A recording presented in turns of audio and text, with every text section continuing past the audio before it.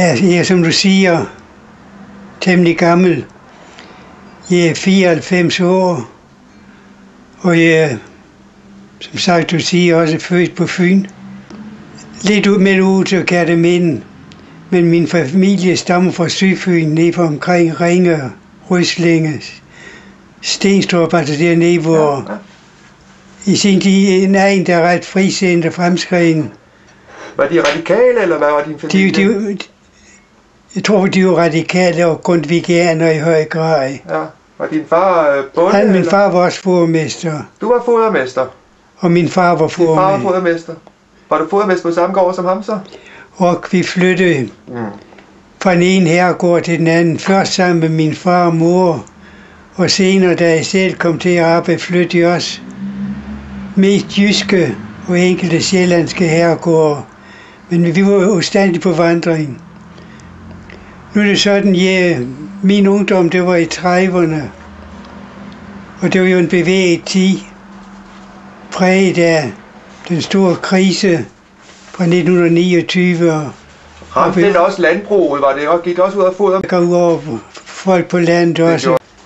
Også fordi, at landbruget dengang, endnu mere nu, er tilbagestående. På de store herregårde herskede næsten feudale forhold. Altså vi taler om 1930'erne nu? Vi taler om 30'erne. Ja. Er gammel. Er du kommunist, Willy? Jeg er kommunist, det er altid været. Nej, da jeg blev medlem af partiet, der arbejdede jeg på Fyn. Nede mellem Forborg og Assens. Det var i 1928. Og jeg har læst om kommunismen. Men jeg har aldrig set en levende kommunist. Det var sådan, det som Gustav Bang siger, en blanding af hjerte og hjerne, af fornuft og følelse. At jeg følte, at jeg hørte til i det parti, og derfor meldte mig ind i 1929. Men det så kom til at præge politiske liv, det var fra første krig. Var Kommunistpartiet i 1929, var det et stort parti i Danmark, eller var det? Vi har aldrig været så langt ude, så vi var netop i 29. Okay, vi var valgt i 29, og der fik vi 0,2% af stemmerne i hele landet mellem 3 og 4.000. Ja. Og det var partiet, der var præget af pessimisme. Mange af vores ledende folk forlod partiet og gik i samlet blok over Socialdemokratiet. Ja, og så er valget, at vores store valgnederlag har vist, at der ikke var plads for et kommunistisk parti i Danmark. Der var ikke plads til et parti ved siden af Socialdemokratiet. Men der var ikke alene plads, der var også brug for det, det kom så 30'erne til at vise. DKP? Det er DKP i 17 år. Ja. Hvad så da splittelsen kom med, Axel? Gik du så med over til SF, eller blev du i DKP? Jeg blev i DKP. Sidst du sad i Folketinget var 1980? Nej, jeg gik ud i 79. Ja. Da jeg blev 70 år, så synes det var en passende lejlighed. Er du stadig aktiv i dag? Jeg vil sige, at jeg er aktiv. Du er aktiv? Jeg rejser meget rundt og holder møder. Og i høj grad jeg foredrager om min tilværelse, hvad jeg har oplevet. Men der er ikke noget Dansk Kommunistparti længere. Hvilket parti er du så medlem af? Jo, der findes et Danmarks Kommunistiske Parti, men det er ikke medlem af. Jeg er medlem af et parti, det er Kommunistisk Parti i Danmark. Okay. Og så findes det ved siden af det tre. Vi er 3 partier, men vi håber at kunne samles igen. Der er brug for forsamling. Hvad med Enhedslisten? Er det ikke et tilbud, en mulighed, eller er I ikke enige med dem nødvendigvis? Det er jo der, de fleste gamle kommunister er henne, er det ikke det, eller? Ole Sohn, han er SF, og... Han er SF, ja. Nej, Enhedslisten, det... For os et forblandet parti, kan man godt sige. Ja, man kan sige det på den måde, at den økonomiske krise med dens følger, blandt andet arbejdsløsheden, slår over en politisk krise, en krise for det demokratiske system. Og det kom især i udtryk ved Hitlers magtovertagelse i Tyskland, og den linje, han slog ind på. Det gjorde blandt andet fascistisk diktatur, oprustning og krigsforberedelser. Ja, sagen var jo, at Hitler fik magten i Tyskland. Men sagen var jo også den, at Tyskland jo ikke var en undtagelse. I virkeligheden 30'erne var præget af, at de fleste europæiske lande havde en eller anden form for fascistisk styre. det er Tyskland, det er Italien, det er Portugal, det er... Hvorfor mange kom det til at stå sådan, at fascismen og med den krig og diktatur var noget uundgåeligt. Men overfor det opstod der en modbevægelse, det vi kaldte Folkefrontsbevægelsen. En samling i arbejderklassen, samarbejde mellem kommunister og socialdemokrater mod nazismen. Det var ikke kun arbejderklassen, Willy. Det var jo også intellektuelle, der var med i den bevægelse. Det er det, jeg vil til at sige nu. Ja. Når arbejderklassen er enig, så samler den og tiltrækker andre kræfter. Okay. Der var intellektuelle, men der var jo også milstandsfolk. Ja. Og en sådan folkefront organiseres i Spanien. Ja. Og lave valgaftaler. Også i 36. Ja.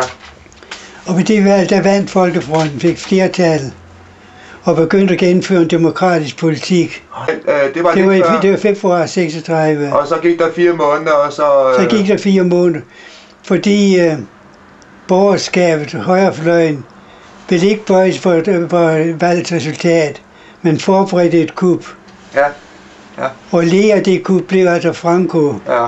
Men han har jo kirken med sig også, ikke også? Han har kirken med sig, han har godsagerne med sig, og han har truffet aftaler med Tyskland og Italien. Men han må sætte forbindelserne i orden, men den, der bare læste en avis. Altså, den spanske krig blev hurtigt forsidestof i aviserne.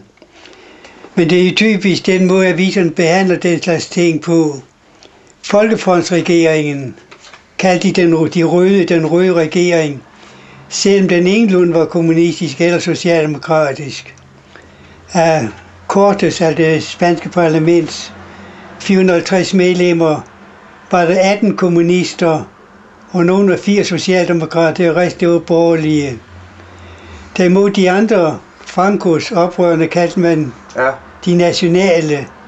Og det som skete, du sagde før, at der kom marokkanske tropper over fra Nordafrika, de blev sejlet over marokkanske og fremlegionære ved hjælp af tyske skibe og tyske flyvemaskiner. Jamen, gav A.P. Møller dem ikke også en hånd, tror du? Eller de andre kapitalister, ligesom de gør i dag? Altså, det er jo vildt nok til at hjælpe dem i dag med at starte A.P. Møller gav et kontantbeløb på 5.000 kroner. Okay. Det var ikke mange penge, det var bare... Han stod på reaktionens side. Nej, måske der stod over for nogle... I var ikke amatører, men hvad skal man sige? Jo, de var amatører, det kan man i høj grad sige. Og mange af de internationale kom fra land, hvor man ikke er værnepligt. Det er amerikanerne ikke dengang, det er englænderne ikke. Det vil sige, at de aldrig har haft et våben i hænderne dengang. Og så nu blev jeg altså sendt til fronten.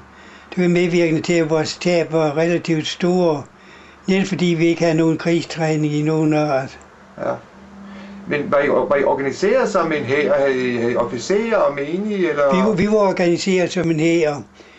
Og det vi gjorde, det som var republikens første store spørgsmål, det var, at de stod over for verdens mest velorganiserede hære, nemlig den tyske og italienske, og skulle bygge en hær op som modvægt mod den. Ja. Men at samle alle de militser, som alle mulige standpunkter, alle mulige meninger, de er jo ikke enige.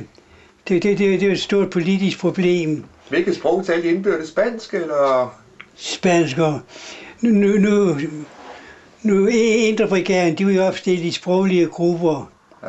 Og vi danskere kom med i den tyske 11. brigade for det. Men ham, som jeg var tilknyttet, det var Ludwig Renn, om den tyske forfatter.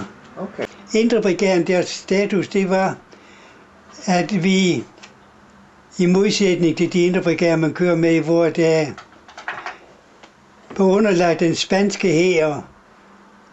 Vi fik samme betingelser som spanske soldater, samme løn og samme, og var handlingsmæssigt, altså hvor blev sat ind. Vi var en del af den spanske hær, vi var ikke et fremmelement, vi var det spaniernes rådighed.